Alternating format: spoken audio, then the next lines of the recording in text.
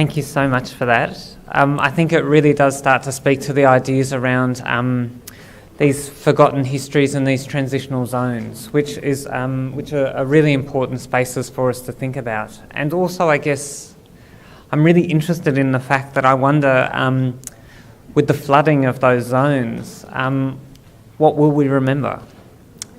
With the flooding of those zones, when things are burnt and destroyed, what will we remember? How strong is our memory, or how strong do we choose our memory to be? Perhaps is the question. Our next speaker today is Anne Toy, who is a independent historian now. But when I first met Anne, she was the curator at Government House at the then Historic Houses Trust, today Sydney Living Museums. And at the time when we first started talking, I was struck by these very issues that we've been talking about today. How do Aboriginal people occupy museums? How do we recall our transitional zones?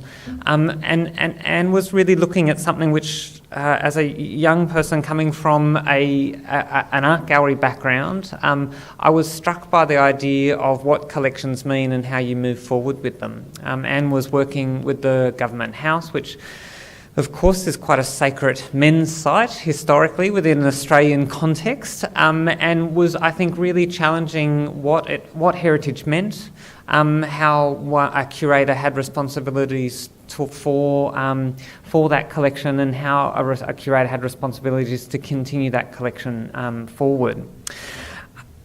Also, Anne was part of a very small club of people who know about the Garden Palace. I'm glad to say that club is growing daily, but at that time I felt that I'd finally found someone who I could talk to about these stories. Anne, of course, had done a lot of work looking at Sir Henry Parkes.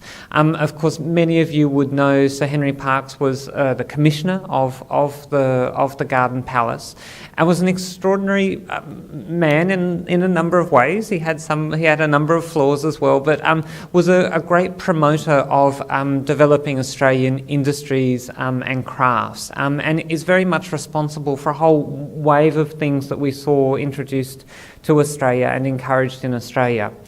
He was also, of course, greatly interested in the material from the International Exhibition, and in fact is probably the primary person who we should thank for salvaging a whole bunch of material from the international fair. So to talk about some of these issues, tracking some of these histories and researching some of these ideas, please welcome Anne.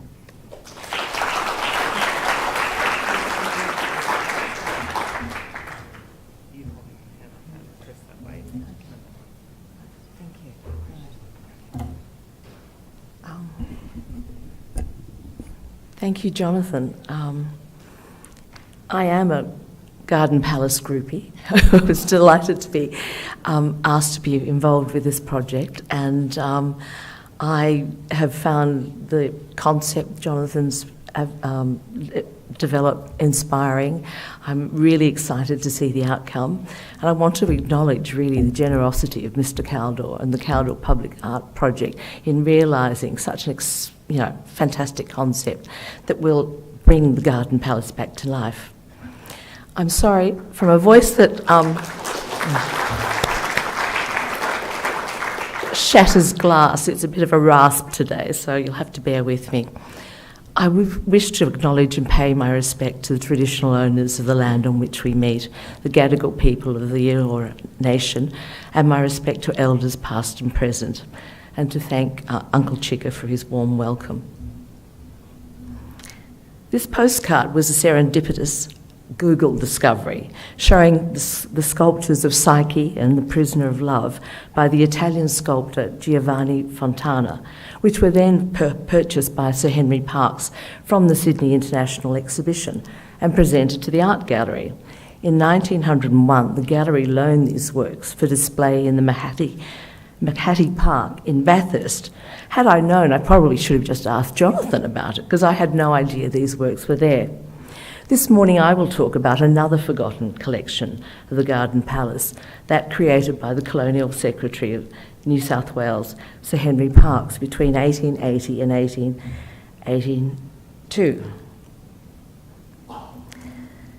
The construction of the Colonial Secretaries, now Chief Secretaries Building, on the corner of Macquarie and Bridge Street was completed in 1879, designed by colonial architect James Barnett in his characteristic Italian Renaissance style, its grandeur, impressive scale, close proximity to the gates of Government House and Parliament House, and the building's splendid vistas to the harbour and the Botanic Gardens, acknowledged its provision of offices for the executive order of the government at the time, the Colonial Secretary, the Executive Council, and an office for the Governor.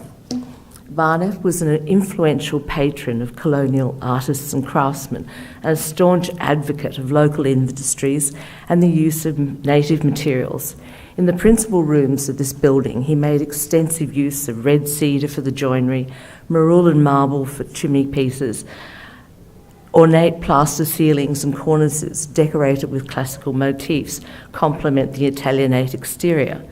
The original painted and stenciled decorative scheme has been attributed to Lyon and Cottier and Co., Sydney's leading decorators, commissioned by Barnett in 1872 to also decorate Government House and the Garden Palace.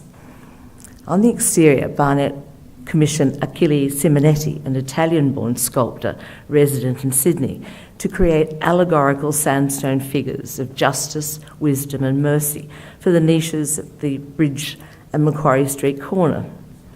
Importantly, from 1874 to 1891, Parkes, in close collaboration with Barnett, commissioned some of Sydney's most ambitious schemes of public colonial sculpture, including the Captain Cook Memorial, the Governor Phillip Memorial, sculptures for the General Post Office, the Colonial Secretaries Building, New South Wales Lands Department, and for Centennial Park. 5 times Premier of New South Wales, Sir Henry Parkes was instrumental in securing the International Exhibition for Sydney in 1878. This colonial politician's long, illustrious but controversial career is well documented. However, his vision and his political advocacy and action for Sydney's cultural development is a less familiar story. In government, he supported the establishment of new cultural organisations, recommended and allocated government funds for art acquisitions, and personally proposed appointments for the Art Gallery Board of Trustees and New South Wales Commissioners for Colonial International Exhibitions. Again, in collaboration with Barnett, Sir Henry Parkes, as incumbent Colonial Secretary, furnished his own rooms and the adjoining grand reception or cabinet room. One of the principal sources of the collection was the Sydney International Exhibition. Ambitious to press on with political and social reforms, Parkes made the Sydney International Exhibition the perfect platform to launch his cultural program.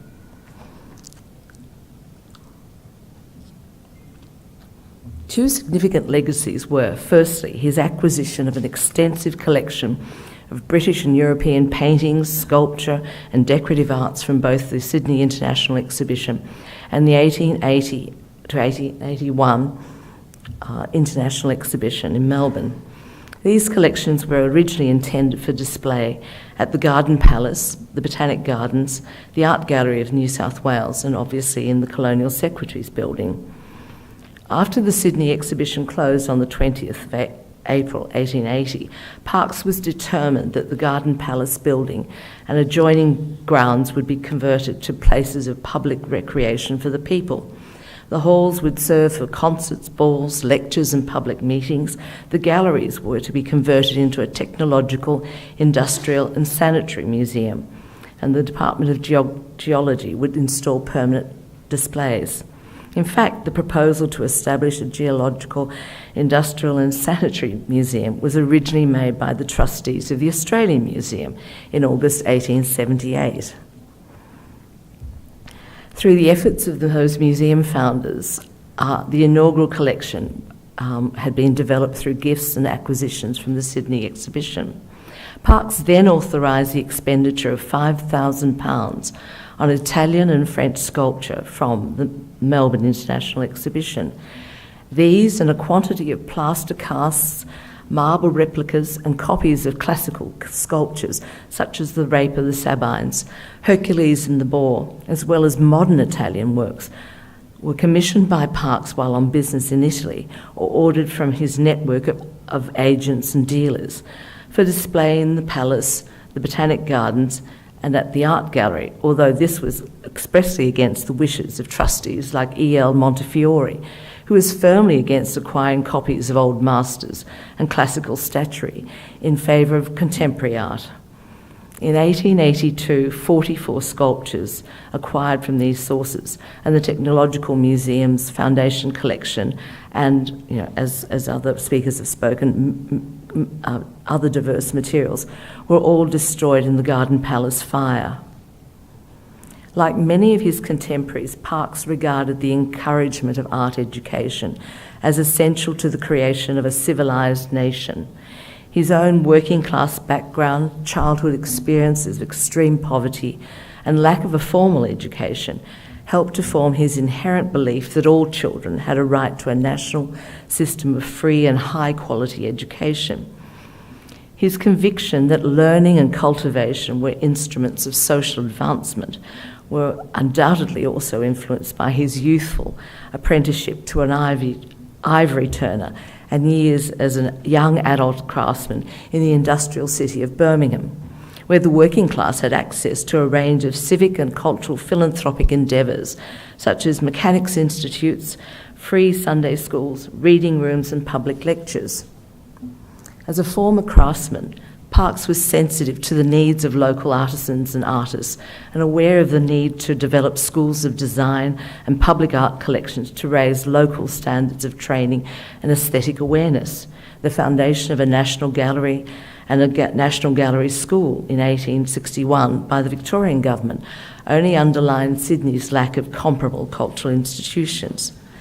The staging of international exhibitions in Sydney was driven by the colony's elite scientific and cultural circles, interested in improving moral standards, public education, the development of technical education, and the establishment of a public library, art gallery and museums, looking closely at the model of London's South Kensington precinct.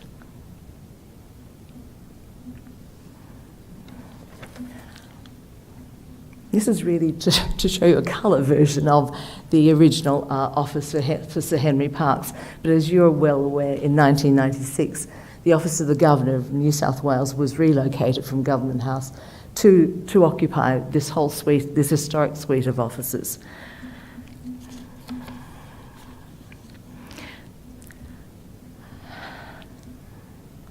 The Colonial Secretary's collection had been privately assembled by Parkes, using the services of an agent, Oscar Meyer, but paid for by public funds without official parliamentary approval. In 1883, when Parkes was no longer in power, he was subjected to intense scrutiny in Parliament when it was revealed that the cost of all the pictures, statuary, works of art and other items purchased by Parkes or other members of his late government from the Sydney and Melbourne International Exhibitions was a staggering £19,729, which in today's currency would be approximately $2,186,000. 6 months after the exhibition had closed, this picture documents those acquisitions in place in the Executive Council chamber. It's important to remember, though, that the examples of fine art and decorative arts that Parkes acquired for the colony were, by contemporary standards, outstanding examples of their oeuvre. Many had been exhibited at the 1878 Paris exhibition or at earlier international exhibitions and were awarded the highest honours in Sydney, and thus represented standards of artistic and technical excellence never seen before in this country. The award system, in fact, encouraged the competition between different nations, colonies and individuals, and it was the selection and value judgments of the committees which were regarded of value to inform the taste of the public. I haven't really got time to talk about everything in detail, but just briefly, the work on the left, you will see on the left-hand side of the chimney piece.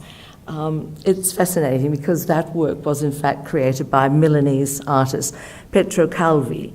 It had been exhibited in Paris and at the Centennial Exhibition at Philadelphia in 1876, where they were awarded, where one of a pair awarded silver and 2 gold medals. On the right-hand side is a work that's fascinating. Many of you will remember it. It was acquired by Parkes. It was displayed in the cabinet room. And then many years later, when I first came to Sydney in the early 1990s, it was actually flanking the steps to the Domain steps leading down to Art Gallery Road. It's been subsequently repatriated and now is in the entrance hall of the Art Gallery. Many works in the Colonial Secretary's collection were purchased from the from the Italian court at the Sydney exhibition, a commercial display that was developed by 2 Florentines, Oscar Mayer and Carlo Lazzari, at their own expense, a display of Florentine and Roman art, decorative art objects, jewellery, architectural products and wine. You might remember that in fact Mayer had been Parkes's principal agent for the acquisitions of much of this collection. A conflict of interest? I might imagine so. I don't, is there a, what is the, yes, so, oh okay, sorry. Just briefly, this particular magnificent cabinet, library cabinet, was in fact acquired by Parkes, and it stands still today in his office, apparently with a collection of his own books. And slowly through the research that's been done by myself and actually my colleagues Margaret Betteridge and Rosalind Maguire, we have been able to identify various sculptures that were bought, but which were subsequently disappeared or were destroyed in the Garden Palace fire. That particular cabinet was again designed and carved by a Florentine artist, Egisto Gajani, in 1875. At the exhibition, it was praised for its design and workmanship, and the high purchase price of £600 was validated by its notable history and the medals and recognition that Gajani had received from both the Philadelphia and Paris exhibitions. Parkes's preference for Renaissance revival-style furniture, pictures and decorative arts was actually informed by the Victorian aesthetic of linking the decoration and furnishings of interiors to the architectural style of the building.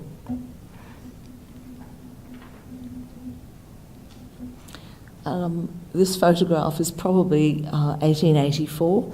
Again, another record of the Executive Council, although, it is far more crowded than the appearance of the room in 1880. Once again, I won't go through everything, but in fact, as you can see, this is a view that was taken in 2005.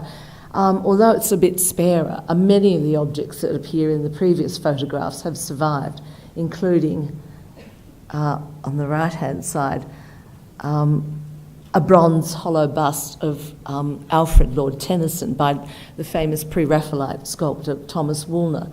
Woolner, of course, has a very close connection with Australia.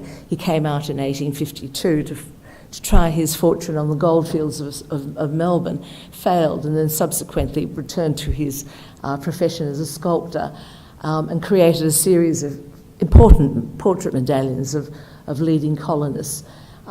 He met Parkes. Parkes was very involved with promoting his career. He, in fact, exhibited a series of those medallions in his offices, his newspaper offices. And then subsequently, of course, Woolner received a commission to execute the sculpture of Captain Cook. This collection was predominantly Eurocentric. Like many Victorian colonial collectors, Parkes' choices of pictures demonstrates a preference for established local artists, contemporary British and colonial continental artists and emulated the English taste for collecting old masters or superior copies. The surviving pictures acquired for the collection from the Sydney exhibition are copies of Italian old master portraits after Titian. These choices seem quite conservative, as it was the first time that such an extensive selection of modern international art had been shown in the colony. However, Parkes firmly believed that the study of such works played an important function in artistic training, a concept that had been instrumental in the foundation of the British institution and of the National Gallery in London. 7 modern landscapes and domestic genre scenes were in fact purchased from the Austrian Fine Art Court. They're listed in the 1881 catalogue of the collection. 4 years later, in the 1885 catalogue, the works are no longer in the collection, and their whereabouts today remain a mystery. In 1881, Parkes takes a shopping spree at the Melbourne International Exhibition, where he purchased 14 oil paintings, predominantly conservative landscapes and domestic genre scenes from the Austrian, British, French, German and Italian fine arts courts for the Art Gallery of New South Wales. 11 of these works had been previously exhibited in Sydney. In his correspondence to the gallery trustees, the Colonial Secretary was at pains to point out that the pictures had been selected with the advice of their own trustee, Edward Coombs, and were secured from considerations of their value as works of art and their moderate price. 24 of these pictures of Victorian and Edwardian pictures were later deaccessioned by the gallery in 1956, as that they had fallen out of fashion and to free up storage space. And again in 1996, despite some opposition because of the cultural significance of works, an additional three paintings provenance to Parkes and the Sydney International Exhibition was sold at auction. The one on the left still is in the collection. The one on the right was deaccessioned in 1996. But I think the fact that, there aren't many genre or contemporary works of art in the Colonial Secretary's collection, these are an indication of Parkes's taste. You may have noticed there was a notable absence of Australian works. However, this is an exception to the rule. The exhibition of this bronze medallion titled Empire of the South helped to launch the Sydney career of the newly arrived French artist Lucien Henry, who had just served 7 years imprisonment in the French penal colony of New Caledonia. Trained at the École des Beaux-Arts in Paris, this allegory of Australia was modelled as a classical relief of the French symbol, of the national symbol of the French Republic, Marianne, wearing a cap bearing the name Australia, and it symbolised both liberty and progress. This work again received an honourable mention, and given the fact that he had only just arrived in the colony, one is rather impressed that Henri found the time to model busts of Lord Augustus Loftus, the Governor of New South Wales, and one of Parkes and another of Montefiore, which were exhibited. Parkes had intended to have copies made for distribution to schools. However, by 1885, this medallion had disappeared from the collection and is now believed to be in the Vaucluse House collection.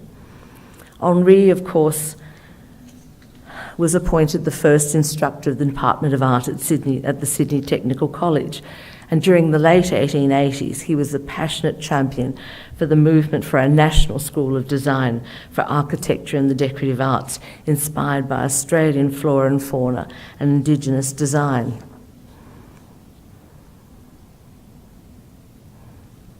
Sculpture was obviously a great passion of Sir Henry Parkes.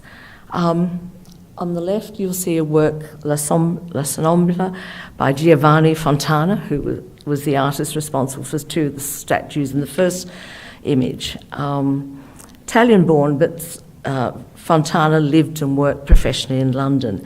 He, in fact, accompanied his exhibits to Sydney to the International Exhibition and was successful in selling 9 works to Sir Henry Parkes.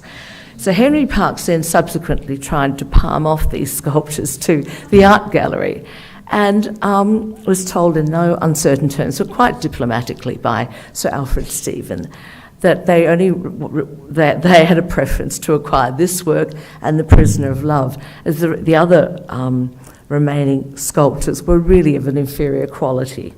And then he was then reminded that really the allocation or the expenditure of gallery funds were really a matter for the Board of Trustees.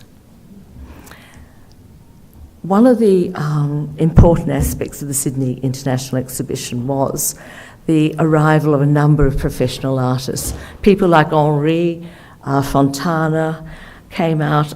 Some of them remained, as Henri did. Fontana, in fact, went back to London, but he took back with him a commission from Parkes to execute 3 life-size marble statues of Queen Victoria, the Prince of Wales, and the work on the right, the emblematic figure of New South Wales, which were then to be placed in the entrance vestibules of the Colonial Secretary's building.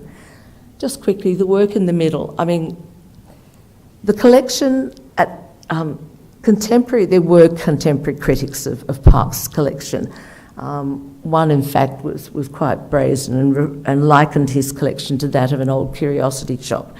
Tawdry bronzes, third-rate sculptures, this sort of thing.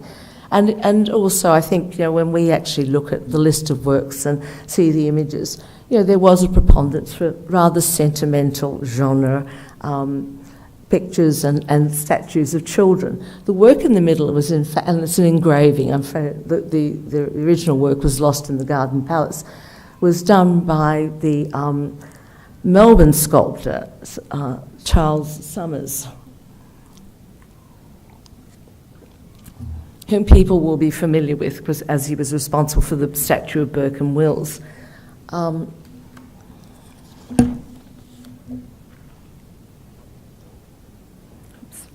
Okay, this is an image that it's cropped up in each of the symposia, but it's a wonderful image. It's so the Thomas Webb and Sons stand at the Sydney International Exhibition. I think it was, it's a dazzling display of wonderful glass. In fact, in this instance, Wedgwood, Webb were an agent for Wedgwood. I just want to point two things out. Wedgwood vase there, and on the right-hand side is a wonderful monumental vase, and it's not its pair, but another vase of similar form, and it's referred to as the Swan vase. International exhibitions provided an important impetus in the development and promotion of British ceramics. Vying with each other to show traditional and modern styles, manufacturers were encouraged to research new techniques, and the spirit of competition also stimulated production of special exhibition pieces through the combined efforts of each firm's best designers, modellers and decorators. Although not often purchased because of their prohibitive costs, these objects were successful in attracting widespread interest from the public and coverage in the press. In this instance, 2 of the masterpieces of the exhibition, the work,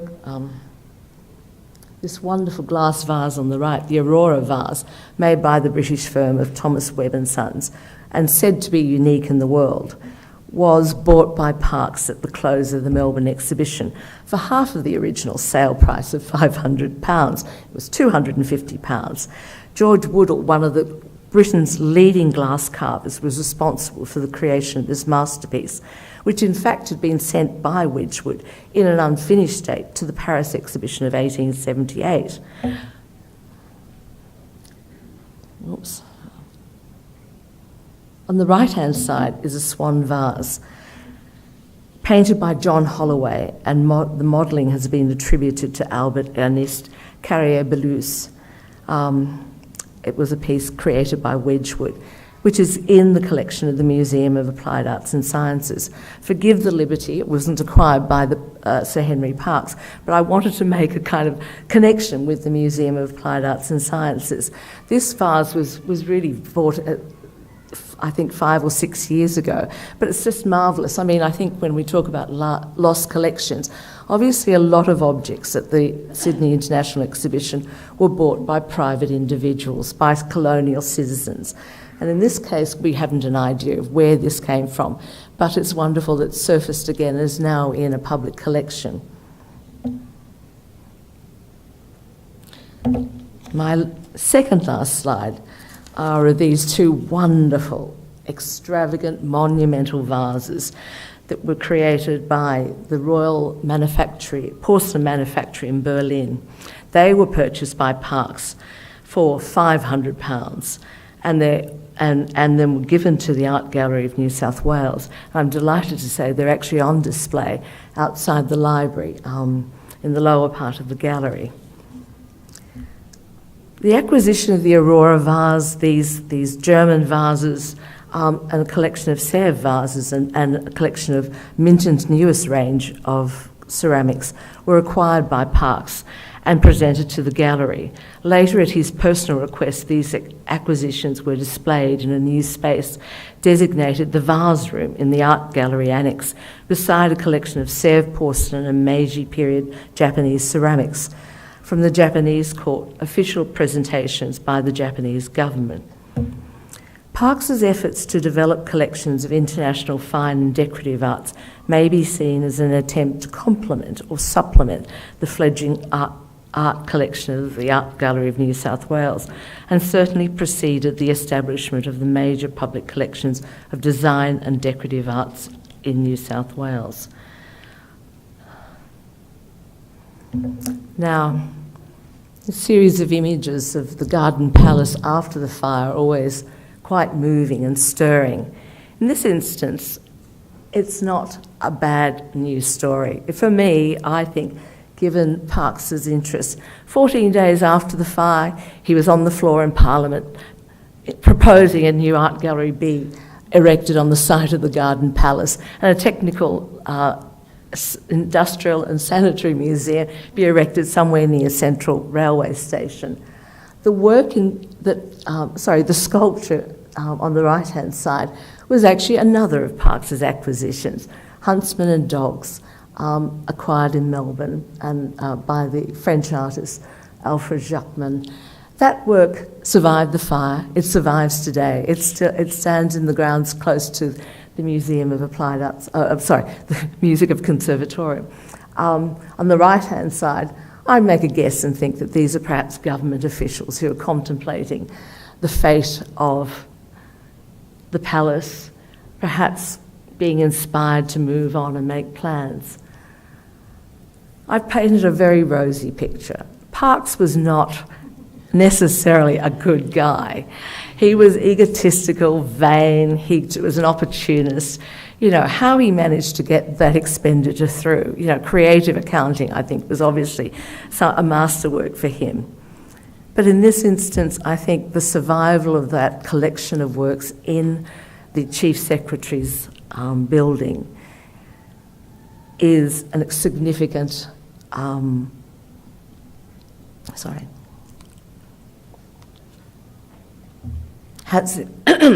has important historical and cultural significance for this state. At the moment, its future perhaps lies in the balance. I don't think the rooms are occupied. And the building, the Chief Secretary's building, is currently managed by Properties New South Wales. Thank you very much.